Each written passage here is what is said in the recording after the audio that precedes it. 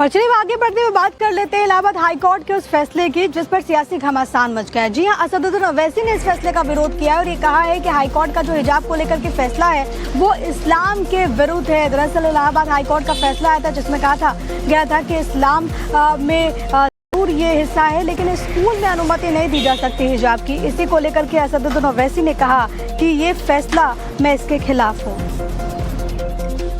आप होते कौन है इस्लाम के सेंचुअलिटी को डिसाइड करने वाले? राइट टू प्राइवेसी को सुप्रीम कोर्ट ने कह दिया फंडामेंटल राइट। अरे मेरी प्राइवेसी है। और फिर आप उत्तर प्रदेश में सबसे कम खवातीन में हाई स्कूल में अगर कोई है तो मुस्लिम बच्चियां हैं, उनकी तालीम को आप रोक रहे हैं।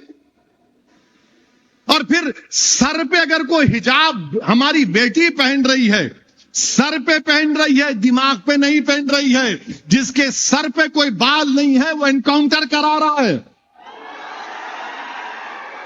वो क्या क्या बातें करते हैं। तो इसलिए फैसला गलत है, बल्कि ये तो इस्लाम पर हमला है। यह फैसला इस्लाम पर हमला है। यह फैसला what is essential supreme court decide कर रहा है। आप एसेंशियलिटी आप क्यों डिसाइड करेंगे? मेरा मजहब है ना। मेरे अजीज दोस्तों और बुजुर्गों, फिर याद रखिए।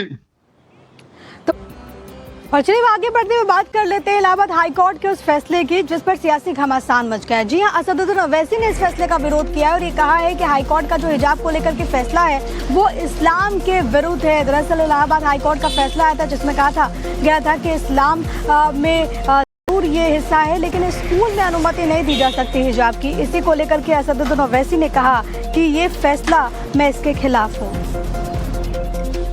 आप होते कौन है इस्लाम के सेंचुअलिटी को डिसाइड करने वाले? राइट टू प्राइवेसी को सुप्रीम कोर्ट ने कह दिया फंडामेंटल राइट। अरे मेरी प्राइवेसी है। और फिर आप उत्तर प्रदेश में सबसे कम खवातीन में हाई स्कूल में अगर कोई है तो मुस्लिम बच्चियां हैं, उनकी तालीम को आप रोक रहे हैं।